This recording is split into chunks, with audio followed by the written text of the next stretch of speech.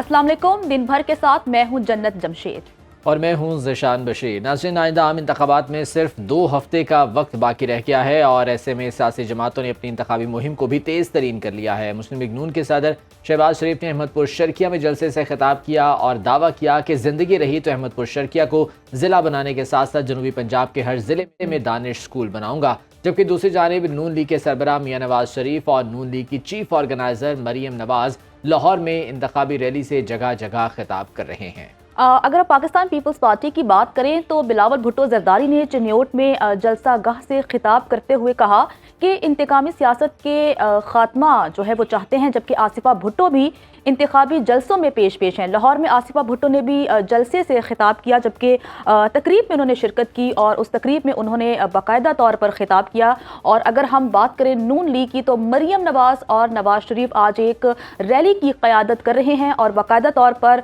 खिताब भी करेंगे। आम इंतखाबात के दौरान अगर हम सिक्योरिटी सूरत हाल पर बात करें तो सूबे भर में दफा 144 कर दी गई है। रैली की सूरत हाल के हवाले से बात करते हैं अपने नुमाइंदे सुहेल अब्बास बलोच से। सुहेल, कहिएगा कि ताज़ा तरीन अपडेट्स आपके पास क्या है, रैली कहाँ पहुंची और कब तक खिताब मुतवक्की है? जी बिल्कुल जन्नत, मुस्लिम लीग नून के कायद नवाज शरीफ की इंतखाबी रैली जो है इस वक्त कसूरपुरा बाजार जो है वहाँ पहुँच चुकी है। ये रैली जो है वो मुनी रोड है, जो मुस्लिम लीग नून के सूबाई उम्मीदवार हैं बिलाल यासीन, उनके डेरे से शुरू हुई थी। आराइयाँ बिल्डिंग से होती हुई काले की पुली और उसके बाद जो है वो मुख्तलिफ जो रास्ते उनसे होती हुई अब डबल सड़क जो है करीम पार्क वो क्रॉस करके कसूरपुरा बाजार में पहुंच चुकी है। 37 पॉइंट हैं जहां पर मुस्लिम लीग नून के कायद नवाज शरीफ का जगह जगह जो है वो इस्तकबालिया कैंप लगाए गए हैं, वहाँ पर इस्तकबाल किया जा रहा है। जिन कैंप में मुस्लिम लीग नून के कायद नवाज शरीफ पहुंच रहे हैं वहाँ पर आतिशबाजी भी की जा रही है, फूलों की पत्तियां निछावर की जा रही हैं और इसके साथ साथ उन कैंप पर लीगी मुतवाले जो हैं वो काफ़ी पुरजोश दिखाई दे रहे हैं और मुस्लिम लीग नून के कायद नवाज शरीफ और मरीम नवाज जो है वो बाहर निकल कर कारकुनों को जो है वो हाथ हिलाकर उनका जवाब भी दे रही हैं और उसके बाद अभी तक खिताब नहीं किया। उनके जो है चंद एक पॉइंट्स हैं जहां पर मुस्लिम लीग नून के कायद नवाज शरीफ जो है वो खिताब करेंगे। रैली जो है वो रवा दवा है, जिसमें गाड़ियों के ऊपर मुस्लिम लीग नून के कारकुन और मोटरसाइकिल के ऊपर सवार होकर जो है रैली में शरीक है, नारेबाजी। अच्छा सुहेल, ये बताइएगा कि नवाज शरीफ का या मरीम नवाज का खिताब कहाँ पर मुतवक्के है और क्या वहाँ पर कोई खुसूसी स्टेज लगाया गया है या वो गाड़ी से ही खिताब करेंगे? आज ही जो जितनी भी पॉइंट्स हैं वहाँ पर इस्तकबालिया कैंप बनाए गए हैं, गाड़ी से ही खिताब उनका मुतवक्के है, क्योंकि जो जितने भी रूट्स हैं, जितने भी यहाँ पर इस्तकबालिया कैंप बनाए गए हैं तकरीबन 37 के करीब हैं, उन तमाम कैंप्स पर स्टेज नहीं बनाया गया है। छोटे छोटे जो है वो कैंप पर चेयर लगाई गई है। मलक पार्क जो है वहाँ पर मुस्लिम लीग नून के कायद नवाज शरीफ का जो है वो खिताब मुतवक्के है। इसी तरह से इस्लामपुरा में भी जो है वो मुस्लिम लीग नून के कायद नवाज शरीफ का खिताब जो है वो मुतवक्के है। लेकिन मुस्लिम लीग नून के कायद नवाज शरीफ के और मरीम नवाज जो है जब मुनी रोड पहुंची थी तो वो गाड़ी से बाहर निकल कर जो है उन्होंने जो है वो कारकुनों का हाथ हिलाकर जवाब दिया और कारकुनों की जानिब से भी भरपूर जो है वो उस वक़्त पुरजोश दिखाई दिए, नारेबाजी की गई। काफिला जो है वो 1-1, 2-2 मिनट जो है वो तमाम इस्तकबालिया कैंप पर ठहरता है और उसके बाद फिर आगे रवाना हो जाता है, क्योंकि अभी काफ़ी सारे पॉइंट्स बाकी हैं जहां पर मुस्लिम लीग नून के कारकुनों की जानिब से, यूनियन काउंसिल के जो चेयरमैन हैं उनकी जानिब से जो है वो इस्तकबालिया कैंप लगाए गए हैं। तो उन तक पहुंचने के लिए क्योंकि अंधेरा भी हो रहा है तो मुस्लिम लीग नून के कायद नवाज शरीफ और मरीम नवाज की जानिब से जो है वो हिदायत की गई कि अब काफिले को जो है वो तेज किया जाए और जहाँ पर छोटे छोटे इस्तकबालिया कैंप हैं वहाँ पर जो है वो थोड़ी देर ही ठहरा जाए और उसके बाद आगे रवाना हुआ जाए, क्योंकि मुख्तलिफ जो एक जो रोड है वहाँ पर 10-10 जगह पॉइंट्स ऐसे हैं जहाँ पर इस्तकबालिया छोटे छोटे कैंप बनाए गए हैं जो मुस्लिम लीग नून के लीगी उम्मीदवार हैं या लीगी जो कारकुन हैं उनकी जानिब से। अवामी जोशो खरोश आप कैसा देख रहे हैं इस हल्के में? जी बिल्कुल, यहाँ पर क्योंकि मुस्लिम लीग नून ज़िशान तकरीबन जो है वो काफ़ी सालों से यहाँ पर सीट जो है वो जीतती आई है और नवाज शरीफ इस इलाके से जो है 1985 से इंतखाबात में हिस्सा ले रहे हैं और जीत रहे हैं। तो ये हल्का जो है वो मुस्लिम लीग नून का खास गढ़ समझा जाता है और इसी वजह से नवाज शरीफ ने अपने कागजात जो हैं इलेक्शन लड़ने का फैसला जो है इसी हल्के से किया था। तो इस हल्के में जो मुस्लिम लीग नून के कारकुन हैं उनकी तादाद जो है वो काफी देखने को मिल रही है और जी पुरजोश भी हैं, नौजवान भी हैं। हमने देखा खवातीन भी जो है वो ठीक है। नून लीग मुख्तलिफ के कारकुनान काफी पुरजोश हैं। रैली की क़यादत मियां मोहम्मद नवाज शरीफ और मरियम नवाज कर रही हैं और जगह जगह इस्तकबालिया कैंप भी लगाए गए हैं और बाकायदा तौर पर मरियम नवाज और नवाज शरीफ खिताब भी करेंगे। हमारे नुमाइंदे सुहेल अब्बास बलोच हमारे साथ मौजूद थे और ताज़ा तरीन अपडेट्स दे रहे थे। सुहेल, आपका बहुत शुक्रिया। आगे बढ़े, आपको बताएं कि आइंदा आम इंतखाबात में PTI के हिमायत याफ्ता आज़ाद उम्मीदवार सियासी जमातों के लिए तरने वाला बन गए। पाकिस्तान पीपल्स पार्टी और तहरीक इस्तेहकाम पाकिस्तान पार्टी ने PTI के इन आज़ाद उम्मीदवारों पर नजरें जमा ली हैं। बिलावल भुट्टो जरदारी ने अपनी जलसे से खिताब के दौरान कहा कि मैं इन आज़ाद उम्मीदवारों को पाकिस्तान पीपल्स पार्टी में शमूलियत की बाकायदा दावत देता हूँ। जबकि दूसरी जानिब इस्तेहकाम पाकिस्तान पार्टी के अलीम खान ने एक इंटरव्यू में इंकशाफ किया है कि ये आज़ाद अराकीन हमारे पुराने रफीक हैं, हमारे साथ राबते में हैं। जबकि बिलावल भुट्टो जरदारी भी नून लीग को शिकस्त देने वाले पाकिस्तान तहरीक इंसाफ के अराकीन को पाकिस्तान पीपल्स पार्टी का हिस्सा बनने के लिए दावत दे चुके हैं। उनका क्या कहना था, आइए वो सुन लेते हैं। PTI के कारकुन से मुखातिब होना चाहता हूँ, आए मेरे साथ दे, मैं इस इंतकामी सियासत को दफन कर दूं। तो बिलावल भुट्टो जरदारी की गुफ्तगू आपने सुनी। इसी तमाम तर मामले पर बात करने के लिए हमारे साथ मौजूद हैं सीनियर तज्जियाकार PJ मीर साहब। मीर साहब, बहुत शुक्रिया वक्त देने के लिए। सर, सियासी गहमा गहमी जारी है, तमाम सियासी जमातें मुतहरिक हैं। पाकिस्तान तहरीक इंसाफ उस तरह से इंतखाबी कैंपेन करती हुई नज़र नहीं आ रही, लेकिन अगर हम इस्तेहकाम पाकिस्तान पार्टी या पीपल्स पार्टी की बात करें तो वो काफ़ी मुतहरिक है कि पाकिस्तान तहरीक इंसाफ के अराकीन को इलेक्ट होने के बाद वो दावत दे रहे हैं कि हमारी पार्टी ज्वाइन कर लें। क्या ऐसा मुमकिन हो सकेगा? ये आप जो देख पाकिस्तान में बदतरीन, और ये सब कह रहे थे कि और तो बिल्कुल फांसी लगा कर दें, वो कर, आज उन्हीं के वोट्स मांग रहे हैं। अब दहशतगर्दी खत्म हो गई है वो सारी PTI की। एक दूसरा, जब आप कहते हैं कि आपने जमहूरियत लेके आना है, ये तो बेस्ट मौका है कि जितनी भी पॉलिटिकल पार्टीज हैं ये इकट्ठी हो जाए कि भाई तहरीक इंसाफ के साथ अगर कोई ज्यादती हो रही है, हम सब एक है। यहाँ तो तहरीक इंसाफ को हर पार्टी इस्तेमाल करने की कर रही है। वो हमारे दोस्त हैं, आप मेरे पास आ जाएं। ये क्या मजाक कर रहे हैं आप? यू रियली थिंक कि जो तहरीक इंसाफ का डाई हार्ड वर्कर है वो किसी पार्टी में जाएगा? ये एक्सेप्टेड है कि अलीम खान पहले छोड़ गए थे, वेरी गुड, उन पे आप कोई हरफ नहीं उठा सकते, ना ही फिरदौस आशिक अवा, ना जो पहले जहांगीर तरीन वगैरह, ये तो पहले छोड़ गए थे। ये जो बाद में आए हैं, यू रियली थिंक के लोग इनको वोट देंगे? क्योंकि लोगों ने टेस्ट कर लिया है। ये जो अब जलसे हो रहे हैं, इसमें आपको 25-25 मिलीग्राम की एंटरटेनमेंट की गोलियां मिल रही हैं। हम ये कर देंगे, हम वो कर देंगे, और 70 साल से तो तुमने कुछ किया नहीं। अवाम तो भूखी मर गई है तुम्हारे नारे सुन सुन के, कोई रोटी कपड़ा मकान, कोई ये, कोई फलाना, कोई ये। अब द क्वेश्चन इज, अब तो लोग बिल्कुल मांगने पे आ गए हैं। अब जीशान और जन्नत दोनों देखो, आप गाड़ी पे जाते हो, ट्रैफिक लाइट पे पहले हल्का सा वो होता था खटखटाट के हमें पैसे दो, अब जोर जोर से मार रहे हैं लोग कि पैसे दो, हमें भूखे मर रहे हैं। तो आप मुझे बताओ इकोनॉमिक यू टर्न कैसे करोगे? लॉलीपॉप्स है, हम ये कर देंगे वो कर देंगे, चलो बड़ी अच्छी बात है, आप अच्छी बातें करें, तो फिर मुझे आप ये बताएं कि ये जो $126 मिलियन का डेट है, आपका GDP ग्रोथ जो कि वर्ल्ड बैंक 8.1% पर डिपिक्ट किया, आज जो 7.1 पे आ गया है, इसको कैसे रिकवरी आप लेके आओगे? ये तो एक ही तरीका है इसका कि तनकीद तो बहुत तनकीद है, लेकिन एक ही तरीका है कि जिसमें ये सब मिलके बैठ जाए। बार मैं कह रहा हूँ, मिल के बैठ जाए, और मिल के बैठ के आप एक फैसला करें कि जो भी आएगा उसको हम एक्सेप्ट करेंगे, क्योंकि उन्होंने एक्सेप्ट नहीं करना, ये मैं आपको बता रहा हूँ, बिल्कुल एक्सेप्ट नहीं करना। और फिर कहना कि जी तहरीक इंसाफ का वोट जो हम ले जाएंगे, कोई नहीं देगा तहरीक इंसाफ का। तहरीक इंसाफ का इंडिपेंडेंट लड़ेगा, वो इमरान के साथ खड़ा। जो नवाज शरीफ का वोट है वो नवाज शरीफ के साथ रहेगा, जो जरदारी का उनके साथ रहेगा। यहाँ पर तो अब कुरान पाक पर हल्फ भी उठाए जा रहे हैं। सलमान अकरम राजा ने तो बाकायदा तौर पर कुरान पाक पर हल्फ दिया कि अगर मैं जीतता हूं तो मैं अपनी पार्टी के साथ खड़ा रहूंगा। देखो, जब आप सलमान अकरम की बात करते हो ना, वो एक आदमी है इंटेग्रिटी का, वो he is a very honestable man, और I have followed him all the way through. I always find very very honest person, बिल्कुल अच्छी बात करते हैं। और जो मैं कहता हूँ जो नून के साथ है, पीपल अपनी पार्टी के साथ तुम खड़े, ये जरूरी है कि तुमने पावर में आके उसके कंधे पे तुमने गोली चलानी है, कंधे पे बैठ के तुमने वजीर बनना है या एमपी बनना है। यार इससे बेहतर है तुम घर पे बैठ जाओ, लेकिन किसी के वोट को इस्तेमाल। बिल्कुल। अच्छा पीजे मीर साहब, बताइएगा कि इलेक्शंस के बाद पाकिस्तान तहरीक इंसाफ का मुस्तकबिल आप क्या देख रहे हैं? ये बड़ी कहानियां आई थी, 88 में भी पीपल्स पार्टी खत्म हो गया, बेनजीर आई। आपने जलसा देखा था जो जहांगीर बदर ने करवाया था। फिर उसके बाद आपने बड़े कहानियां सुनी कि जी नवाज शरीफ बिल्कुल उसकी पार्टी खत्म हो गई है, नवाज शरीफ वज़ीर आज़म बन गया। आज ये इनकी बारी है, ये कल ये भी ठीक हो जाएंगे। ये देखो ना, ये तो हमारी कौम पे उस पे डिपेंड करता है कि ये कितने बाशऊर हैं। अगर इनको कल आ गई है तो फिर ये वोट सही देंगे, जिस मर्जी देंगे ये वोट सही देंगे। फिर तो इनको अकल नहीं है, तो फिर ये मार खाते रहेंगे और रोते रहेंगे, जो भी हुकूमत पे आएगा उसको गालियां। ये हमारा SOP स्टैंडर्ड ऑपरेटिंग प्रोसीजर बन गया पाकिस्तान के अंदर। हमें चाहिए डिलीवरेंस, हमें चाहिए काम। आज आपको मिल गई है जुडिशरी, उसकी आप क्लास ले रहे हैं।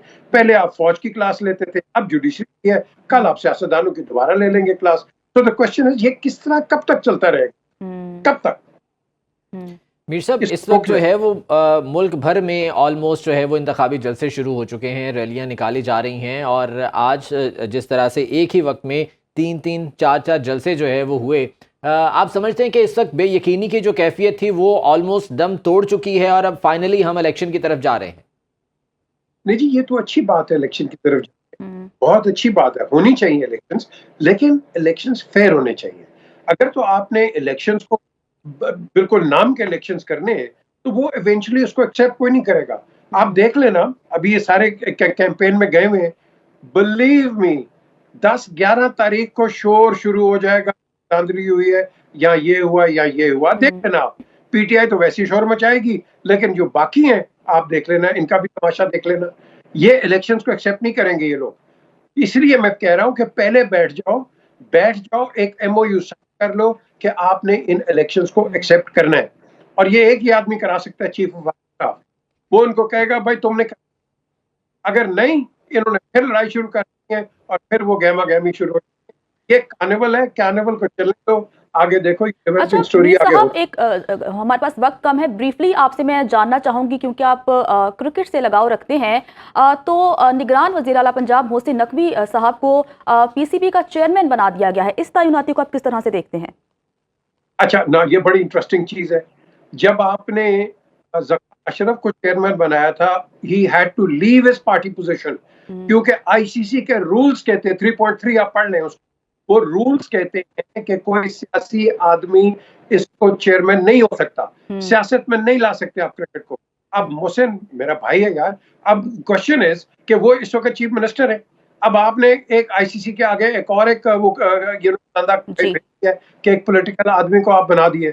मैं समझता हूँ कि मोहसिन नहीं एक्सेप्ट करना चाहते, ये एक अच्छा काम कर रहा है as chief minister, let him do it.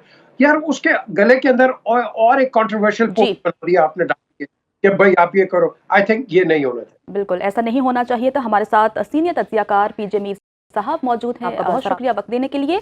आगे बढ़ते हैं और अब बात करते हैं कि इस्लामाबाद में तमाम सरकारी और निजी स्कूल्स आज मामूल के मुताबिक खुले हैं, क्योंकि इससे पहले सिक्योरिटी थ्रेट्स थी जिसकी वजह से इस्लामाबाद की यूनिवर्सिटीज़ को गैर मुअय्यना मुद्दत के लिए बंद किया गया था। शहर में 5 जामियात आज भी बंद हैं, air university, national defence university, Bahria university, Islamic university और कायद-ए-आज़म यूनिवर्सिटी को गुज़श्ता रोज़ गैर मुअय्यना मुद्दत के लिए बंद किया गया था। जी हाँ, इस्लामाबाद में थ्रेड अलर्ट जारी होने के बाद तालीमी इदारे बंद कर दिए गए थे। इसी बारे में मज़ीद हम बात कर लेते हैं। ब्यूरो चीफ इस्लामाबाद कामरान खान हमारे साथ मौजूद हैं।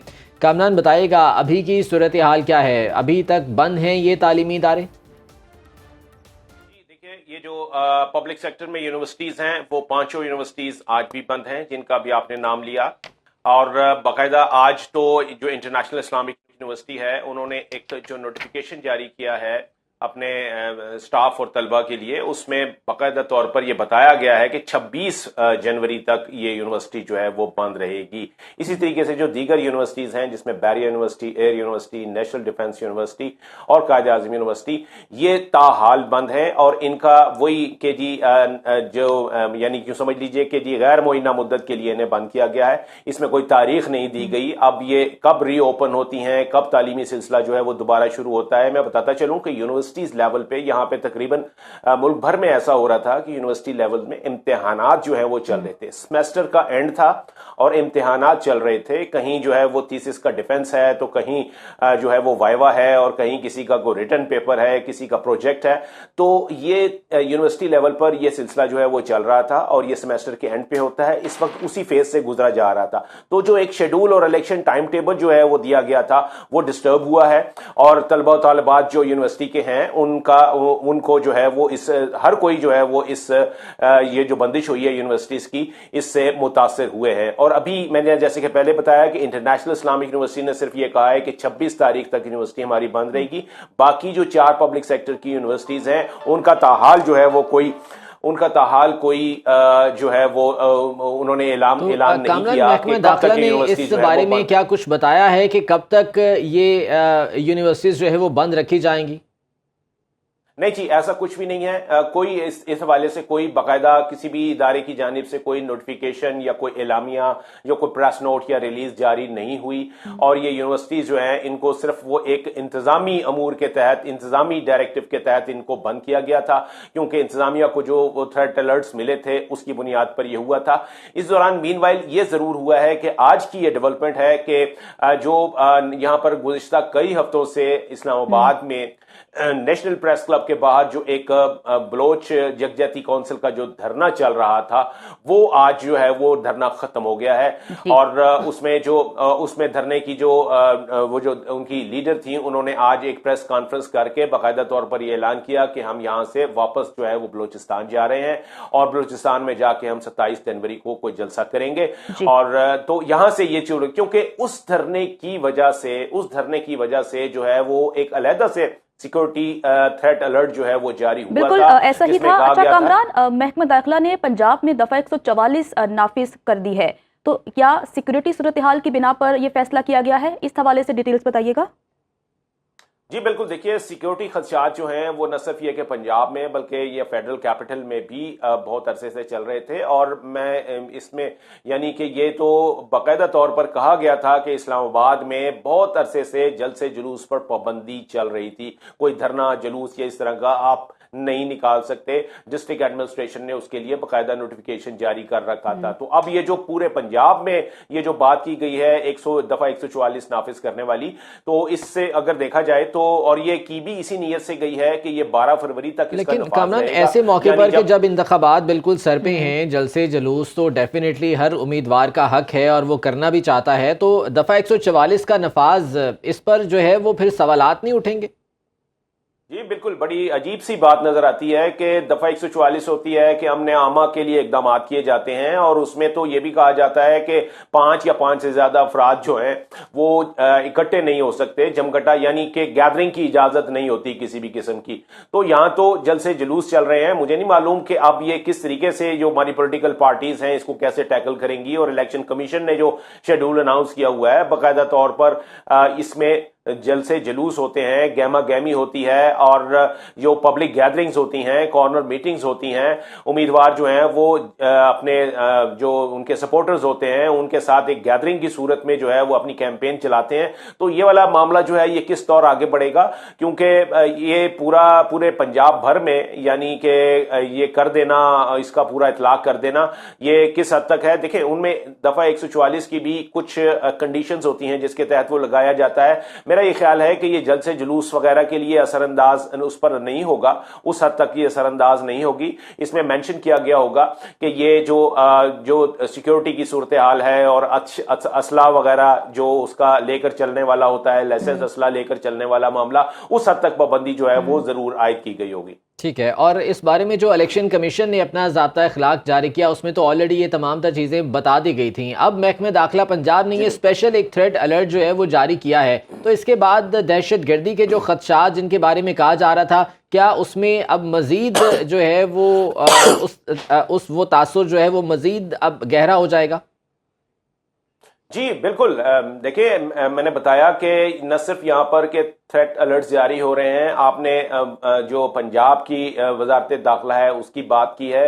यहाँ पर जो वफाकी वजीर वजारत दाखिला है उनकी जानिब से ये बाकायदा तौर पर थ्रेट अलर्ट्स जो है जारी हुए, पब्लिक हुए, मीडिया को भी पहुंचाए गए, और इसके अलावा भी जो है वो जो यानी कि सिक्योरिटी के जिम्मेदारान हैं, जो लॉ इन्फोर्समेंट एजेंसीज के सरबराहान हैं, वो ये इस बात का इजहार करते रहे हैं कि अमन अमान की सूरत हाल जो है वो कितनी आइडियल नहीं है। इसीलिए, और चूंकि इलेक्शन का जब सीजन होता है तो उस हवाले से फिर जो लॉ एंड ऑर्डर है उसको कंट्रोल करना जो है वो ज्यादा रिस्की हो जाता है। तो इस वजह से वो कहा जा रहा है कि साथ साथ पाबंदियां भी लगाई जा रही हैं, बावजूद इसके कि खदशात मौजूद हैं, थ्रेट मौजूद है, और थ्रेट अलर्ट जो है वो इसके लिए बाकायदा जारी किए भी जाते रहे हैं। ठीक है, बहुत शुक्रिया आपका। ब्यूरो चीफ इस्लामाबाद का अमनान खान हमारे साथ थे और इस बारे में गुफ्तगू कर रहे थे। वापस आएंगे एक ब्रेक के बाद, साथ रहिएगा। प्रोग्राम में आपको एक बार फिर से खुशामदीद कहते हैं। इंतखाबी हलकों की बात करेंगे। हल्का यानी 235 ज़िला ईस्ट कराची का ये हल्का है। गुलजार हिजरी सब डिवीज़न, गुलशन इकबाल सब डिवीज़न और मलीर कैंटोनमेंट के इलाकों पर यह मुश्तमिल है, और इस हल्के की अहम बरादरियों में पख्तून, पठान और महाजिर शामिल हैं। हबीब खान ने खुसूसी रिपोर्ट तैयार की है, आइए वो देखते हैं।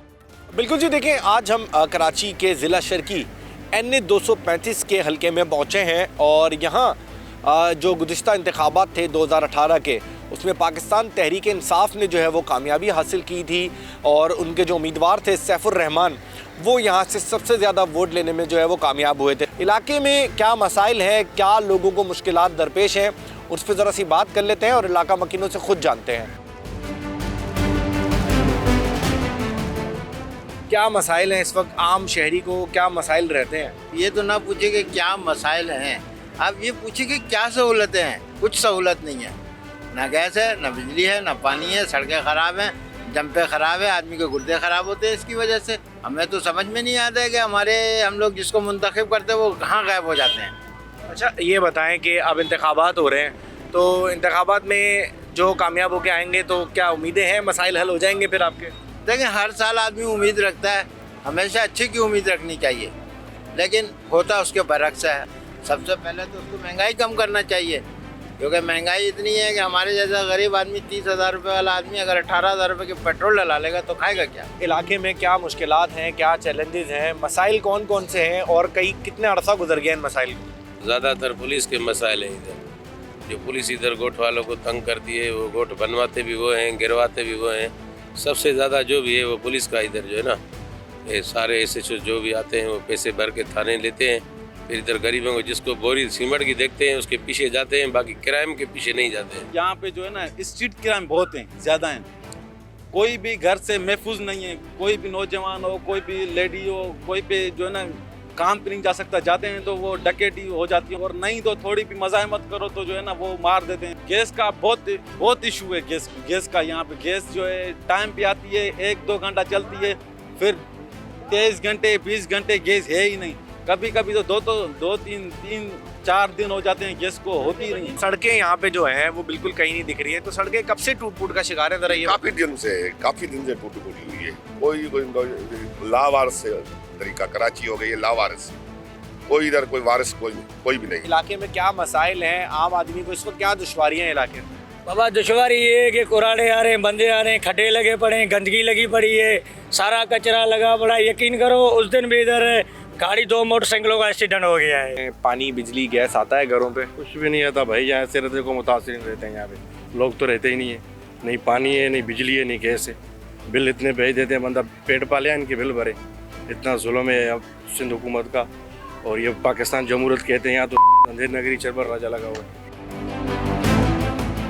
गुलशन मेमार, एहसनाबाद, अलासिफ स्क्वायर और सच्चल गोट के मुश्तमिल इलाकों पर ये हल्का, जिसमें शहरियों का ये कहना है कि गुज़िश्ता इंतखाबात के बाद मसाइल तो हल ना हो सके, लेकिन आइंदा इंतखाबात में जो कामयाब होने वाले उम्मीदवार हैं उनसे पुरुमीद है कि उनके जो मसाइल हैं उनका हल निकाला जाएगा।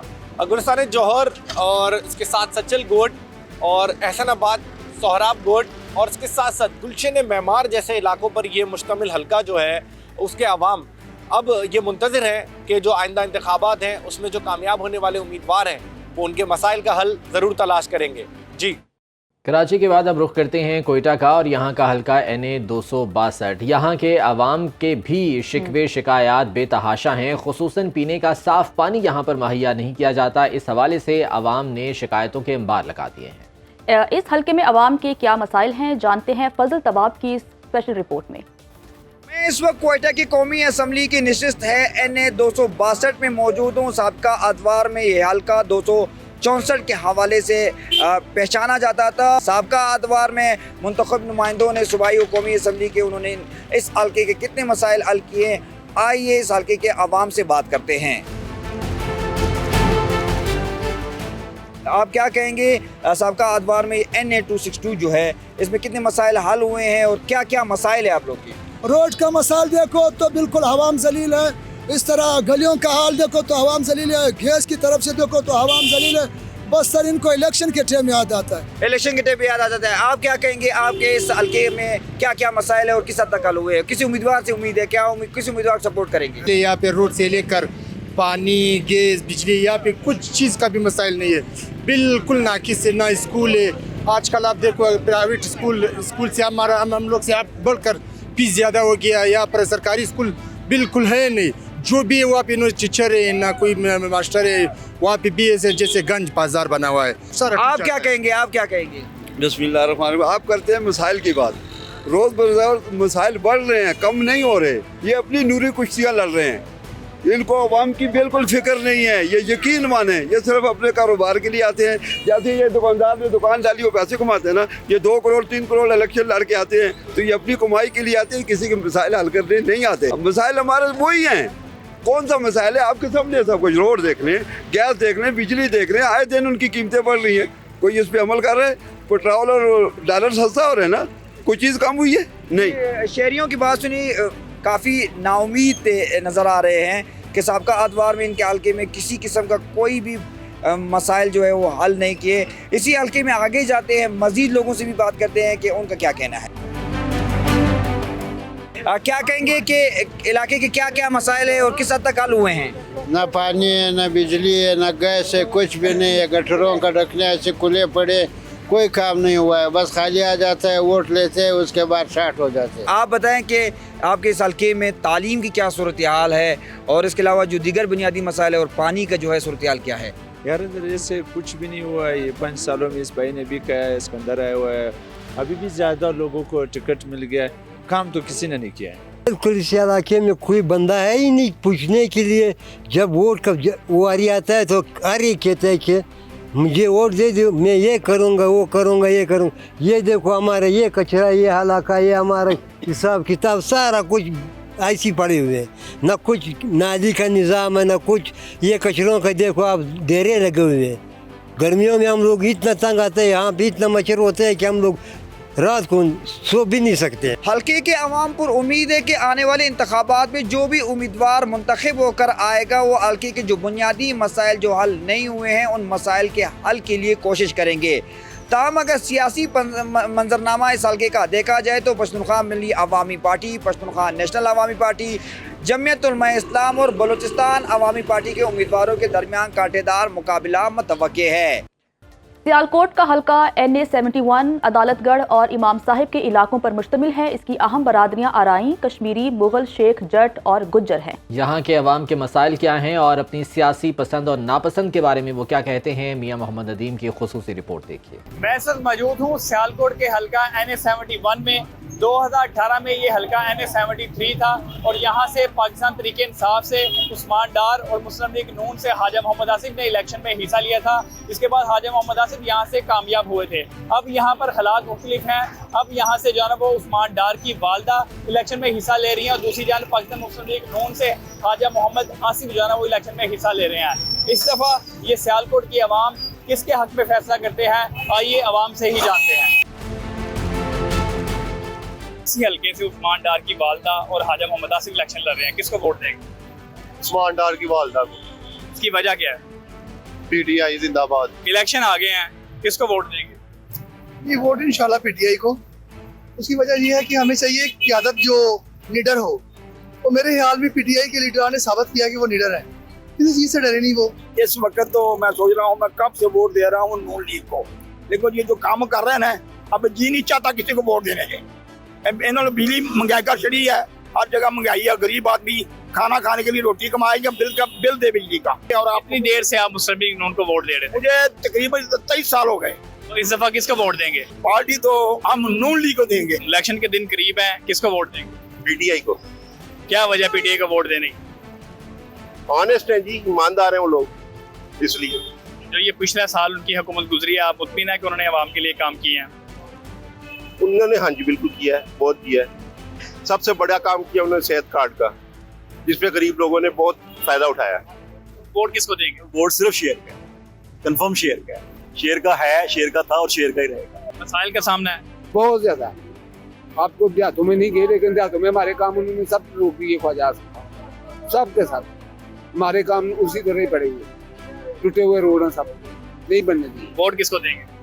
नून लीग का है। उसकी क्या वजह है? बस वो काम शाम करवाते हैं ना, नून लीग जिंदाबाद। उस्मान डार की वालदा और ख्वाजा मोहम्मद आसिफ मध्य मुकाबला है, किसका वोट देंगे? ख्वाजा मोहम्मद आसिफ। उसकी क्या वजह है? उसकी वजह यह है कि वो नून लीग के हैं, हम नवाज शरीफ को वोट देते हैं। वोट किसको देंगे? ये जनाब कैदी नंबर 804 को आगे। उसकी क्या वजह है? बस जनाब हमारे दिलों में। सियालकोट में तगड़ा मुकाबला ख्वाजा मोहम्मद आसिफ का उस्मान डार की वालदा का। क्या देखते हैं कि उस्मान डार की वालदा जीत पाएंगी? जनाब हम कुछ कह तो नहीं सकते, लेकिन टफ मुकाबला होगा, टफ टाइम देगी पीटीआई इंशाल्लाह नून लीग को। वोट किसको देंगे? नवाज शरीफ को। क्या उम्मीद है कि अब इस दफा इलेक्शन में जीत पाएंगे नवाज शरीफ? जीतेंगे नहीं, बहुत ज्यादा लीड से जीतेंगे। भाईजान इलेक्शन करीब है, किसको वोट देंगे? पीटीआई। अगर इलेक्शन लड़ता है या उनकी कोई पार्टी के लोग लड़ते हैं, फिर भी वोट पीटीआई? कोई भी लड़े, जो मर्जी लड़े, वोट क्या तरीके इंसाफ का? वो तरीके इंसाफ का। दोनों जुड़े हुए हैं, एक दूसरे से अलग नहीं होता है, इंसाफ। तो ये था सियालकोट का हल्का NA-71, जहाँ पर आपने पाकिस्तान तहरीक इंसाफ के सपोर्टर और पाकिस्तान मुस्लिम लीग नून के सपोर्टर भी दिखे।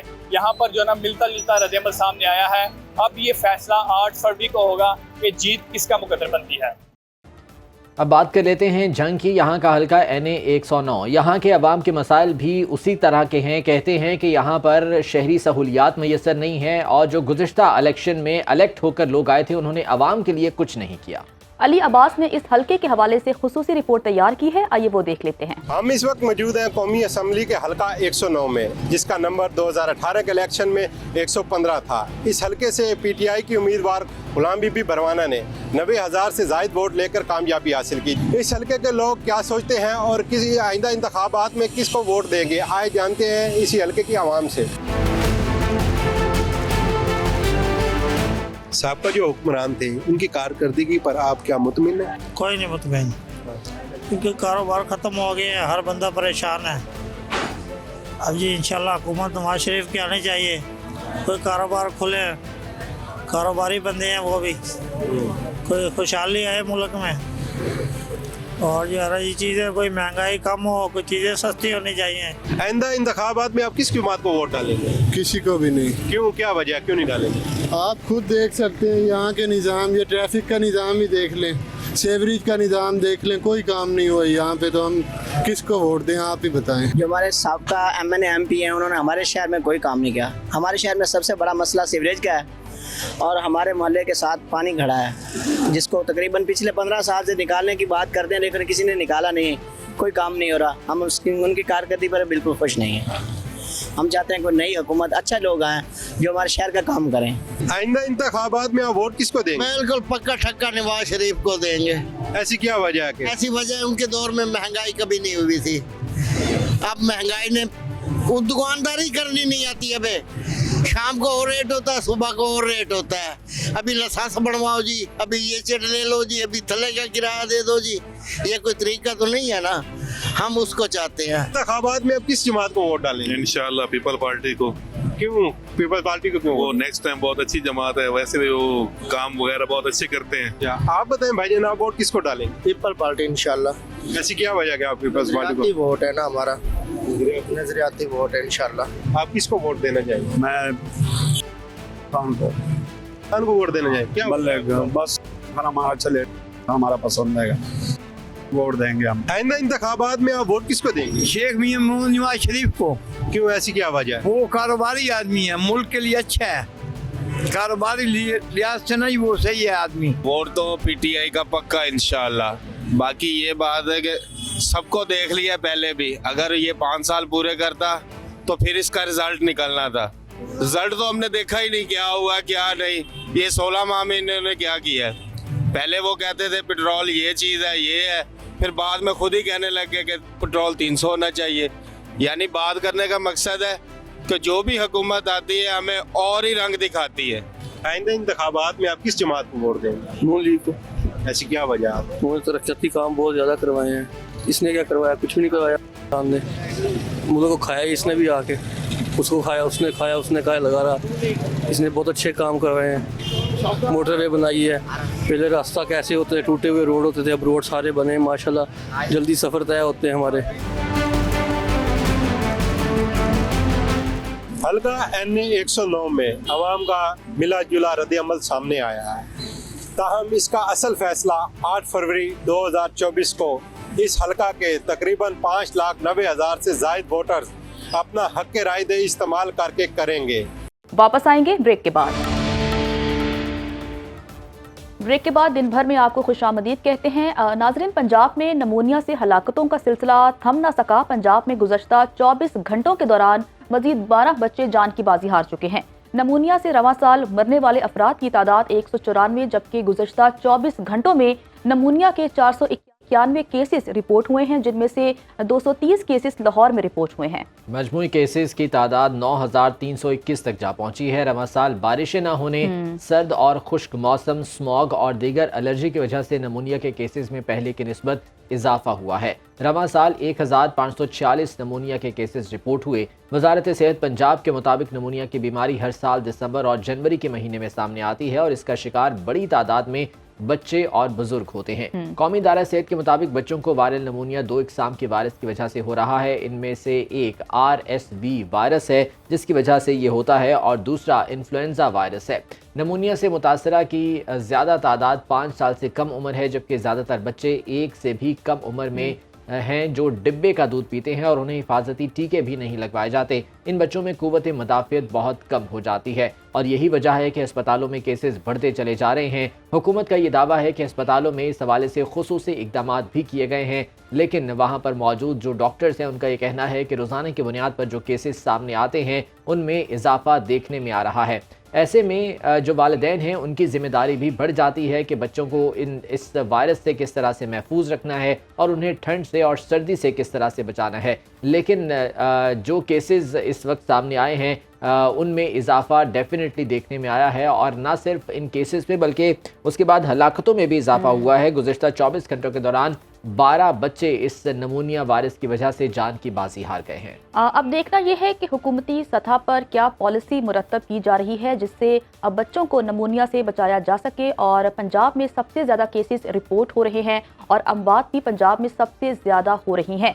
तो हम हुकूमती लेवल पर भी बात करेंगे और जानने की कोशिश करेंगे कि उन्होंने क्या पॉलिसी मुरतब की है। और अगर हम अवेयरनेस की बात करें तो आवाम में कितना शऊर है नमूनिया के हवाले से, क्योंकि बच्चे सबसे ज़्यादा मुतासिर हो रहे हैं और अभी तक मालूम नहीं हो सका कि हुकूमती सतह पर क्या पॉलिसी बनी है। पंजाब में जो नमूनिया केसेस हैं वो रिपोर्ट हो रहे हैं और हलाकतों का सिलसिला जारी है। और अगर मैं आपके सामने आदादो शुमार रखूं तो पंजाब में गुज़श्ता 24 घंटों के दौरान मज़ीद 12 बच्चे जान की बाजी हार चुके हैं। तो आने वाले प्रोग्राम्स में इस बात करेंगे और जानने की कोशिश करेंगे कि आया नमूनिया है क्या और नमूनिया से किस तरह से निपटना है। जी हाँ, बिल्कुल। और हुकूमत इस हवाले से क्या कर रही है ये भी जानना बहुत अहम है। आने वाले प्रोग्राम्स में इस हवाले से बात करेंगे। आज के प्रोग्राम से इतना ही। खुदा हाफिज़।